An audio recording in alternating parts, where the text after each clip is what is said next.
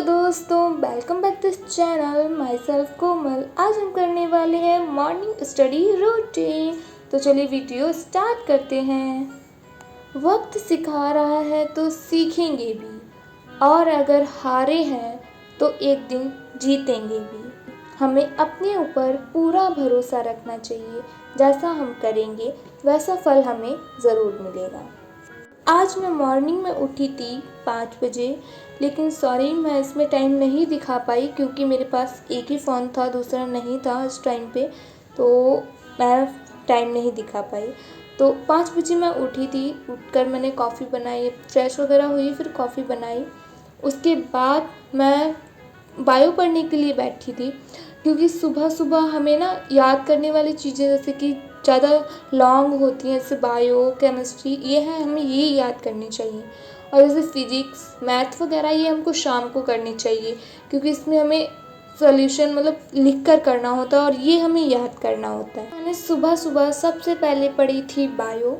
उसकी मैंने जो नोट्स बनाए थे उसी की मैंने रिवीजन की। और अब टेबल पे बैठकर पढ़ते पढ़ते मेरी पीठ में दर्द हो गया था, तो अब हम चलते हैं बेड पर बैठ के पढ़ेंगे। और अब मैं पढ़ूँगी केमिस्ट्री। पहले मैंने बायो पढ़ी, अब मैं केमिस्ट्री पढ़ूँगी। तो आज मैं आप लोगों के साथ अपना टाइम टेबल शेयर करने वाली हूँ कि मेरी पूरे दिन कितनी मेरी क्लासेस होती हैं, कितनी देर में पढ़ती हूँ, कितनी देर क्या करती हूँ। तो आज मैं आपके साथ पूरा टाइम टेबल शेयर कर रही हूँ। देखिए, 2 से दोपहर में, दिन में तो स्कूल जाती हूँ, स्कूल से आने के बाद 2 बजे से 3 बजे मैं मतलब 2 ट्यूशन मैं ऑफलाइन लेती हूँ और 2 लेती हूँ मैं ऑनलाइन, जिसमें से 2 बजे से 3 बजे तक मैं बायो ऑनलाइन पढ़ती हूँ। एंड 3:30 से लेकर 4:30 बजे तक मैं इंग्लिश में ग्रामर पढूँ या फिर तो बुक्स के पढूँ।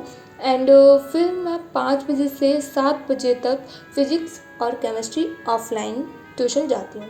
तो इतनी मतलब ये मेरे टाइमिंग है कि किस टाइम पे मैं किस सब्जेक्ट का ट्यूशन पढ़ती हूँ।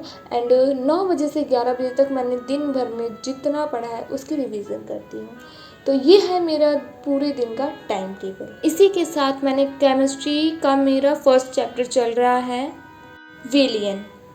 जो हमें चैप्टर्स पढ़ाए जाते हैं ट्यूशन और स्कूल में, अगर वो चैप्टर हम अगर रात को रिवीजन कर लें डेली कम से कम, तो हम वो जल्दी चैप्टर भूलेंगे नहीं। अगर कोई भी चीज़ है, अगर आप 10 दिन तक मतलब डेली अगर उस चीज़ को याद करते हो, वो आप कभी नहीं भूल सकते। अगर आप उसमें 10 दिन 20 दिन ज़्यादा 1 महीने का गैप दे दो, उसमें से आप कम से कम आधा तो भूल चुके होंगे।